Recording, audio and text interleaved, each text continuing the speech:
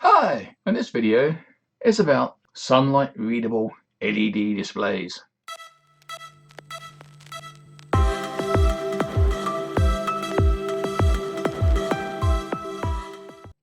bring up here and highlight. This is why we had them in the first place. It was for a cockpit display, and the display was going to show all the functions and the frequencies set up for the pilot on the radios. When we go up here, you can see that they're designed for military applications requiring bright sunlight, and with a filter and a heatsink you can go up to 10,000 foot candles, so they can be bright.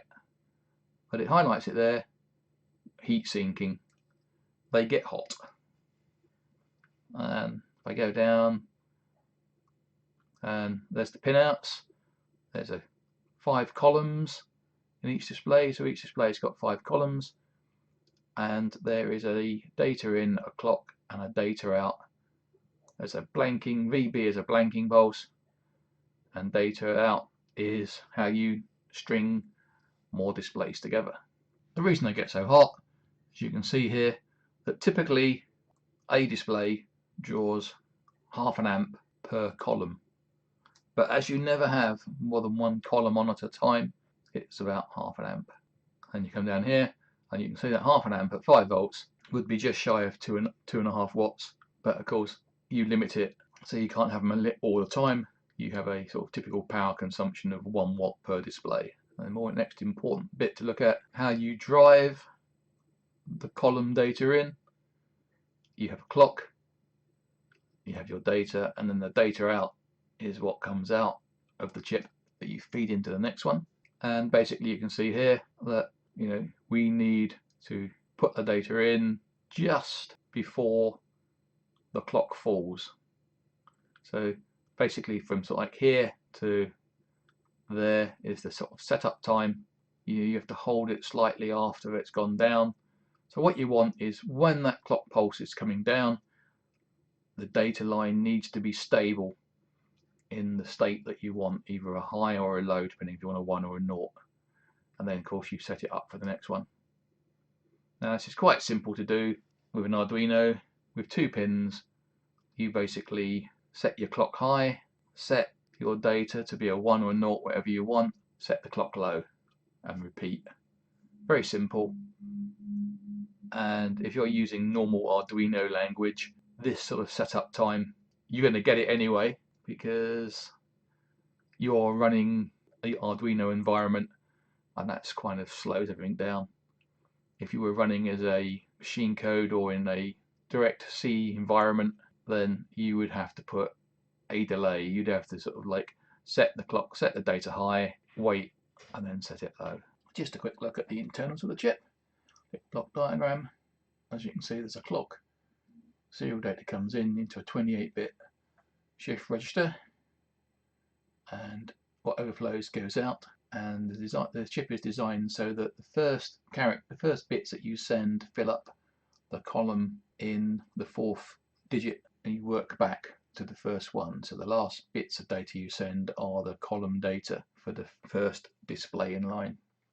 If you add a second display and feed the serial out to the serial in, then what you need to remember is, if you like, on my case, you have 8 displays. The first data you're feeding in is the data for the 8th display, and the last data you send in is for the first digit of your display. And then it's just a simple matter of shifting, if you've got the 2 displays, 56 bits, and then hit the column driver pin with 5 volts. That will display the data for column, say 1, in all 8 displays. You then disable column 1 drive, shifting all the data for column 2, enable column 2. Column 2 on all the 8 displays will light up, and you do that for 3, 4, and 5, and then repeat.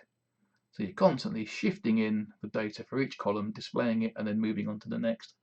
And it's just like, display and repeat continuously.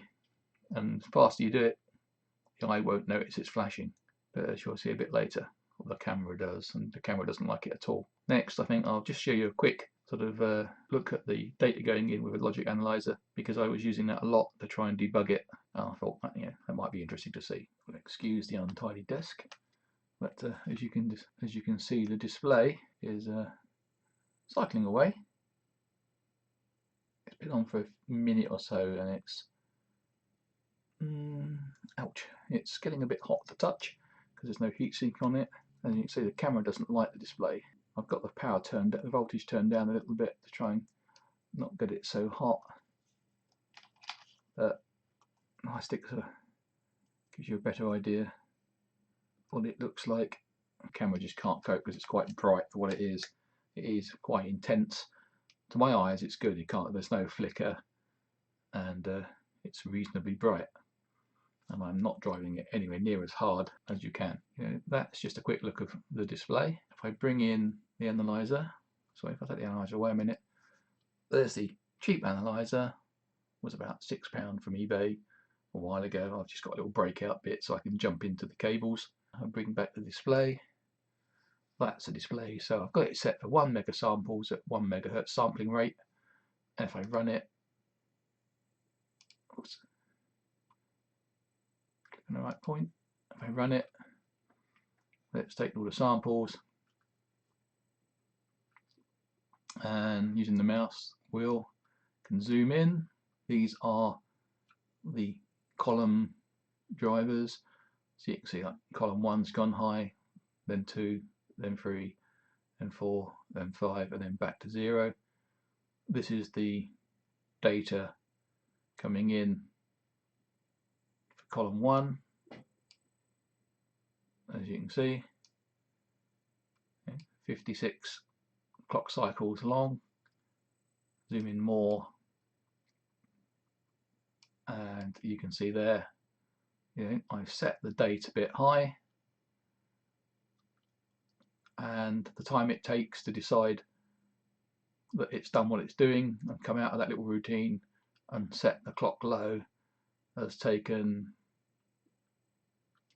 3 sampling periods.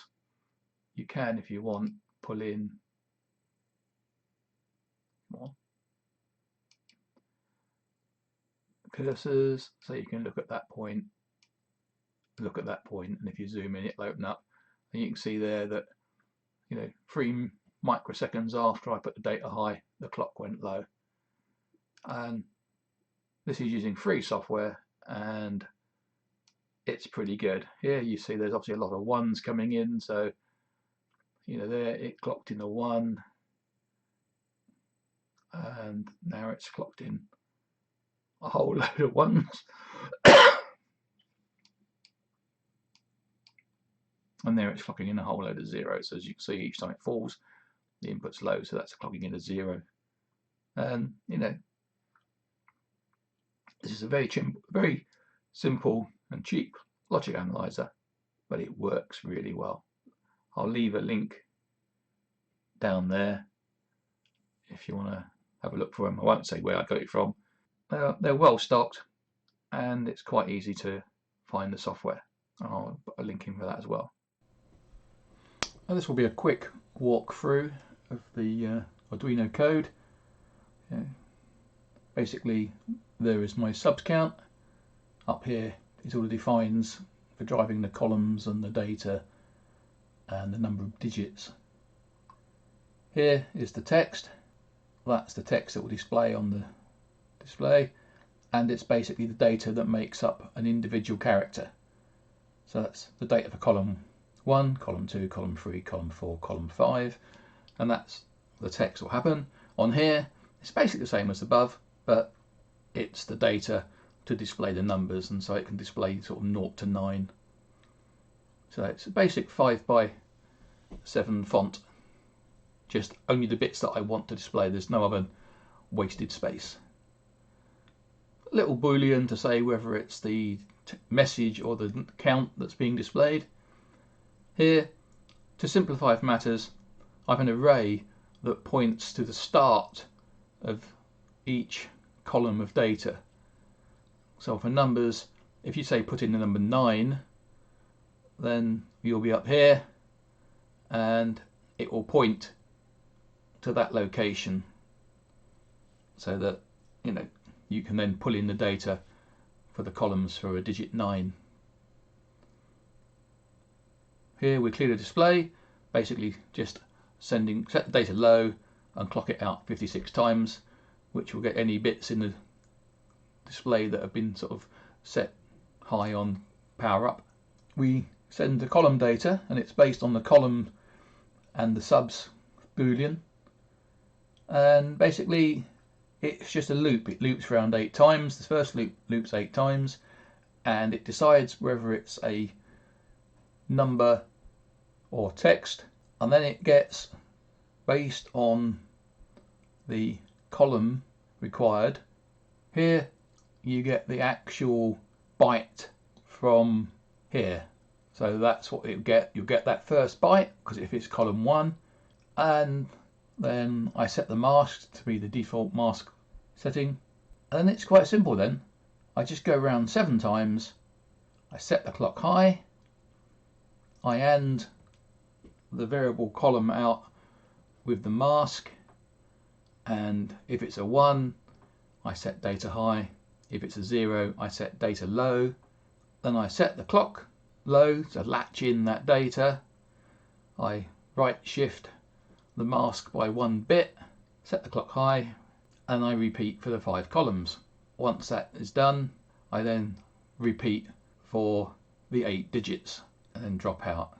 The update display routine quite simply just says send the data for column 1 and whether you want text or the number, and I put the column 1 high, which lights up the LED, delay for 2 milliseconds, and then I turn it low, which turns off the LEDs, and then I repeat for column 2, 3, 4 and 5, and that will just run around and display the 8 data, because all columns are linked together. So when you turn on column 1, you light up column 1 for all 8 digits. Bit of serial, it's a bit of setting up. I was using the serial debug, but don't need it anymore. And it's basically just setting them all up as outputs. And I had some trig outputs and some debugging bits to try and work out what was going on. And as you can see here, the loop at the moment is really simple. It just says display the sub count for 100 times, and then display the message for 100 times, and then loop round again. Very simple, nothing too complicated, but it did take quite a while and a lot of effort to get this part right and all the arrays.